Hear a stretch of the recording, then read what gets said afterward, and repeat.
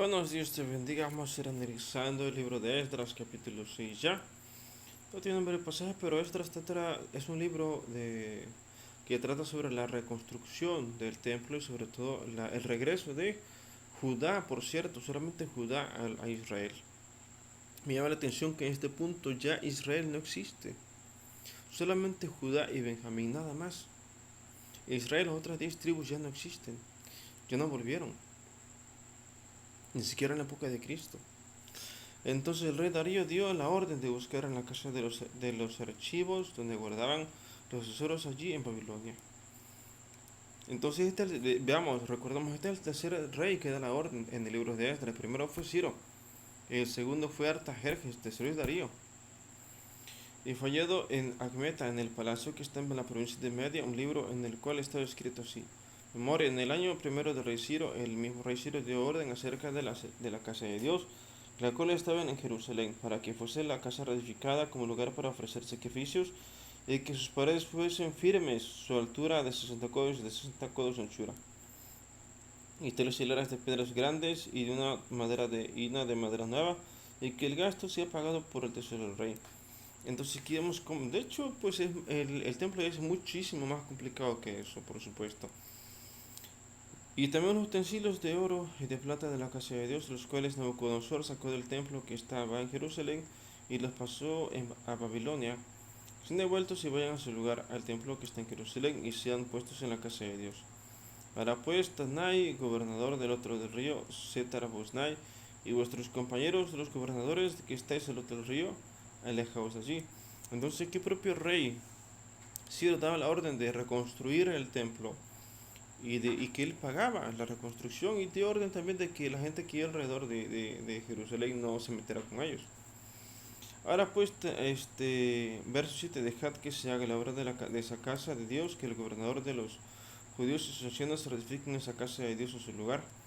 Y por mí es dada orden de lo que habéis de hacer con esos ancianos de los judíos para ratificar esa casa de Dios, que de la hacienda del rey que tiene el tributo del otro lado del río sean dados puntualmente a esos varones los gastos para que no cese la obra. Entonces aquí el rey Ciro daba la orden no tan solo de volver a Jerusalén, los judíos, no tan solo reedificar la casa de Dios, también daba la orden de que el propio rey, él pagaba la reconstrucción. Y también dio la orden de que no se metieran con ellos. Y lo que fuera necesario, becerros, carneros y corderos para holocaustos al Dios del cielo.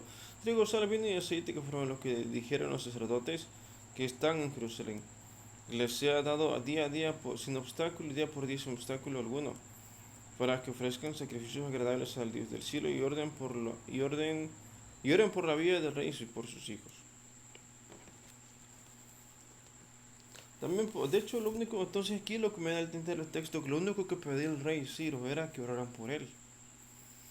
También por mí es dada orden que cualquiera que altere ese decreto se le arranque madero de su casa y el asado saque luego en él y su casa sea hecha morador por esto. Del Dios que hizo habitar allí su nombre, destruye a todo rey y pueblo que pusiere su mano para cambiar o destruir esa casa de Dios, la cual está en Jerusalén. Yo Darío he dado la orden, el decreto que se ha cumplido prontamente. Entonces aquí el rey daba la orden explícita, o sea, era muy explícito en cuanto a qué es lo que tenía que hacer.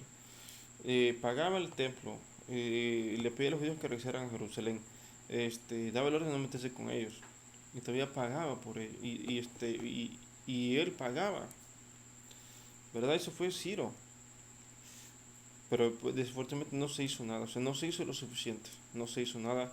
Después pasó el rey Artajerjes, después pasó el rey Darío, y ahí es donde estamos.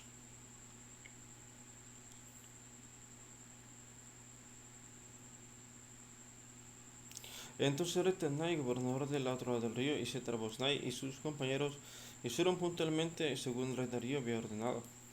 Y los ancianos de los judíos edificaban y prosperaban conforme a la profecía del profeta Ageo y de Zacarías, hijo de Ido. Edificaron pues y terminaron por orden de Dios, por orden de los de Israel, y por mandato de Ciro, de Darío y de Artajerjes, rey de Persia. Entonces, como dije, eran tres.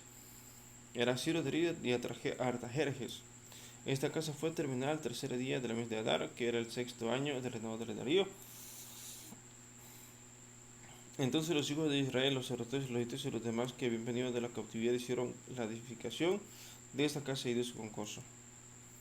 Entonces pasaron 3 reyes. El primero fue Ciro, segundo Tarjes y tercero Darío. ¿Y dónde vamos?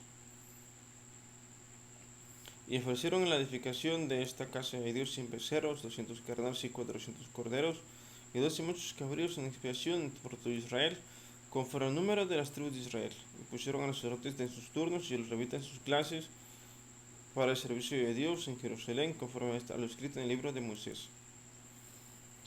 También los hijos de la cautividad celebraron la Pascua los 14 días del mes primero, porque los sacerdotes y los levitas habían purificado a una, todos estaban limpios y sacrificaron la Pascua por todos los hijos de la cautividad y por sus hermanos los sacerdotes y por sí mismos. Bueno, entonces aquí vemos cómo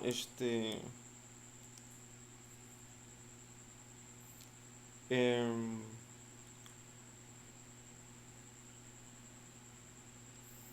entonces ya se da la orden, regresan a Jerusalén, empiezan a edificar el templo, hay oposición, este, aún así se celebra la Pascua, que en la Pascua, la fiesta que conmemora la salida de Israel de Egipto. Por cierto, en esos días Cristo fue crucificado, exactamente justo después de comer la Pascua.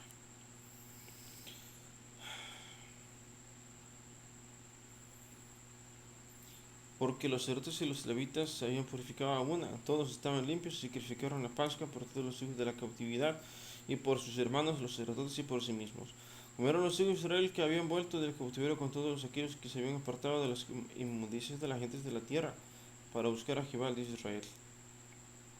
Entonces no solo comieron los judíos, también la gente que estaba con ellos.